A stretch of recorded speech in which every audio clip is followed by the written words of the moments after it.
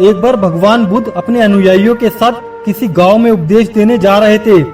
उस गांव से पूर्व ही उन लोगों को जगह जगह बहुत सारे गड्ढे खुदे मिले।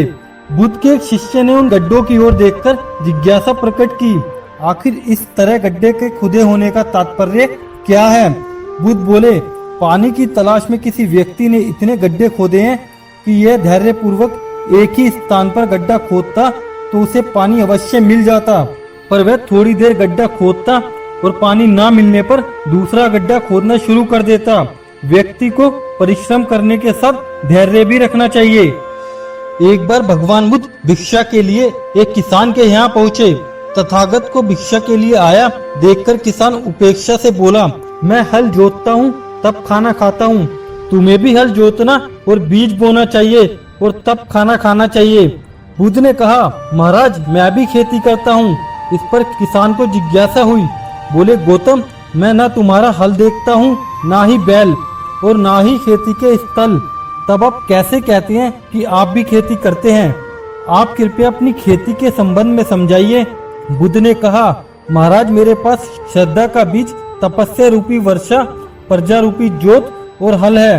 पाप भीरुता का दंड है, विचार रूपी रस्सी, स्मृति और जागरूकता रूपी हल्की फाल और पैनी है। मैं वचन और कर्म में संयत रहता हूँ। मैं अपनी इस खेती को बेकार घास से मुक्त रखता हूँ और आनंद की फसल काट लेने तक प्रयत्नशील रहने वाला हूँ। अप्रमाद मेरा बैल है, जो बाधाएं देखकर भी पीछे मुंह नहीं मोड़ता है। वह मुझे सीधा शांत धाम तक ले जाता है।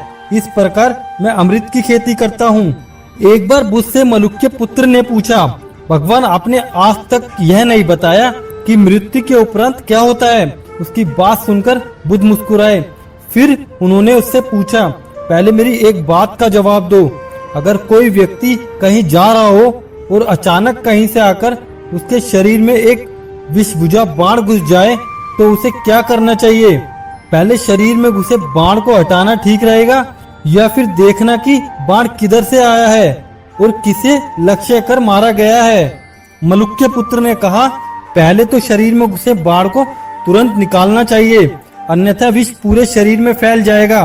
बुद्ध ने कहा, बिल्कुल ठीक कहा तुमने। अब यह बताओ कि पहले इस जीवन के दुखों के निवारण का उपाय किया जाए या मृत्यु की बातों के बारे में सोचा जाए? मलुक्य पुत्र अब समझ चुका था और उसकी जिज्ञासा शांत हो गई। एक दिन एक व्यक्ति बुद्ध के पास पहुंचा। वह बहुत अधिक तनाव में था। अनेक प्रश्न उसके दिमाग में घूम घूम कर उसे परेशान कर रहे थे।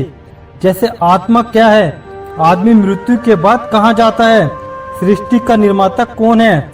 स्वर्ग नरक की अवधारणा कहाँ तक सच है? और ईश्वर है या नहीं? उसे इन प्रश्नों के उत्तर नहीं मिल रहे थे। जब वह बुद्ध के पास पहुंचा तो उसने देखा कि बुद्ध को कई लोग घेर कर बैठे हैं। बुद्ध उन सभी के प्रश्नों व जिज्ञासाओं का समाधान अत्यंत सहज भाव से कर रहे हैं।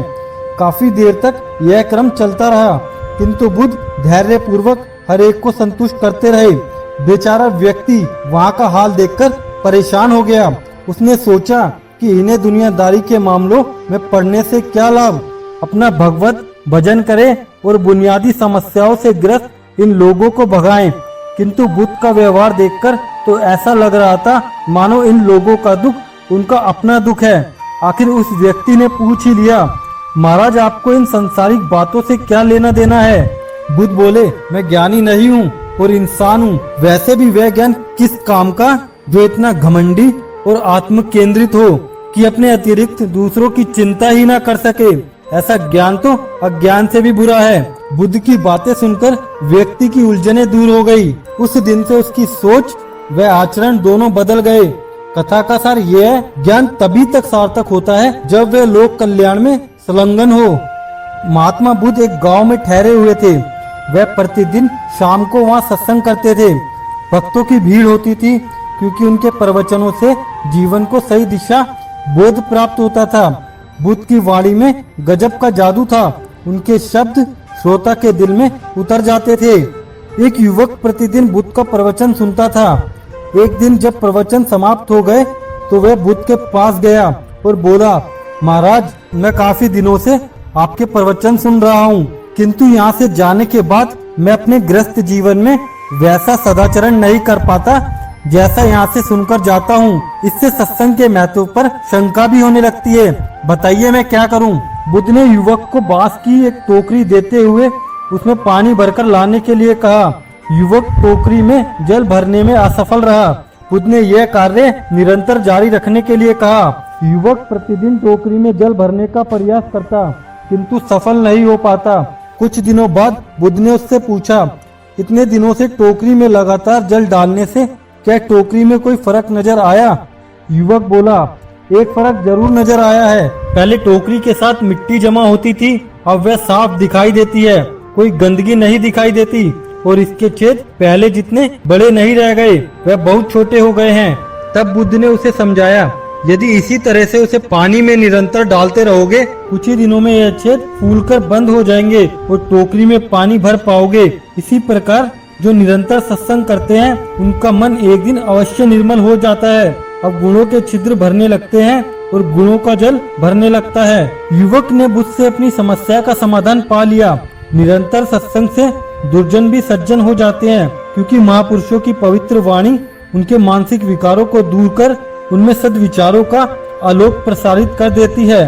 तो दोस्तों, वीडियो कैसी लगी? इस वीडियो को लाइक कीजिए, ज्यादा से ज्यादा शेयर कीजिए, चैनल को सब्सक्राइब कीजिए ताकि मैं आगे भी ऐसी वीडियो लाता रहूं।